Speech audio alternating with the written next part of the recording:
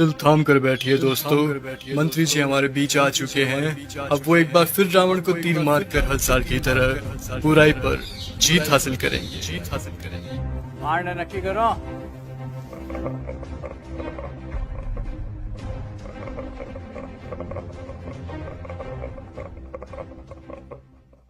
तू मारेगा मुझे? तुम सब यहाँ मुझे मारने इकट्ठे हुए हो? अरे तुम्हारा खुद का कोई ईमान धर्म नहीं है, तुम मारोगे मुझे? और एक बात बता, पिछले साल तो कोई और आया था मारने मुझे, इस बार वो नहीं आया? वो लाल साल वादा पूरा को नहीं करिया सा, तो हम की मैं आया सा। तुम सब अंदर से एक जैसे के जैसे हो। ठीक भीड़ इकट्ठी हुई है मुझे मारने के लिए आज। मैं माता सीता को लेकर गया था, इसीलिए मारने के लिए इकट्ठे हुए ना तुम सब आज। हाँ, मैं मानता हूं मेरी गलती, लेकिन माता सीता को किसी कारागृह में नहीं, सबसे उत्तम वाटिका थी उसमें रखा था मैंने। और हाथ लगाना तो दूर, गलत नजर से देखा तक नहीं था मैंने माता सीता को। और तुम्हारे यहाँ छोटी छोटी बच्चियों को दरिंदे उठाकर लेकर चले जाते हैं, उनके साथ रेप करते हैं।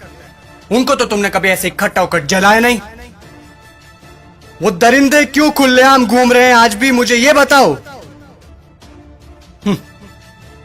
आए हैं मुझे जलाने। अब चोटे तू बता।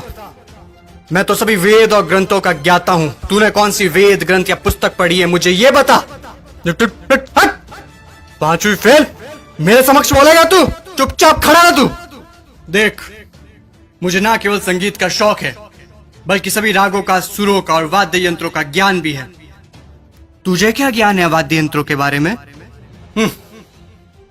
ये मारने आया है मुझे।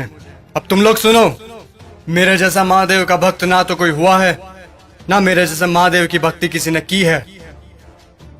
और तुम लोग, तुम्हारा भी कोई जमीर नहीं है। भगवान पलटते समय नहीं लेते तुम।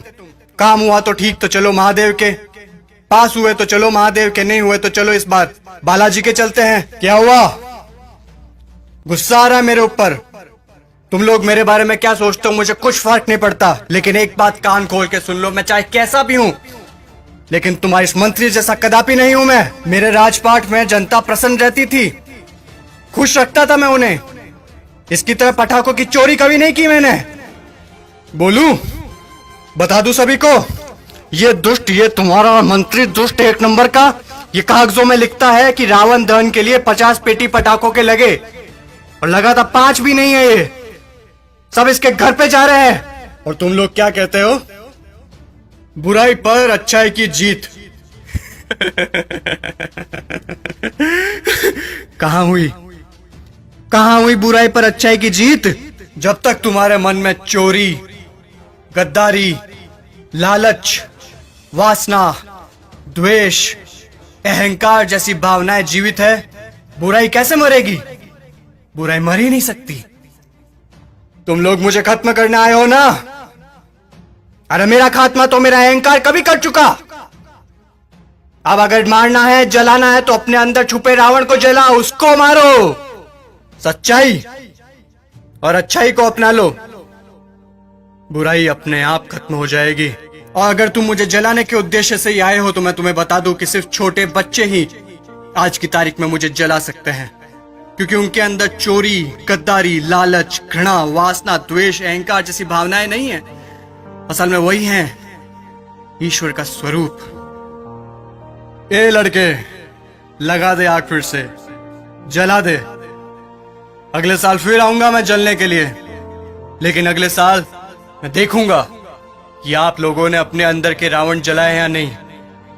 खुश हैं अभी आप सब? एक बार फिर से आपका रावण जल रहा है।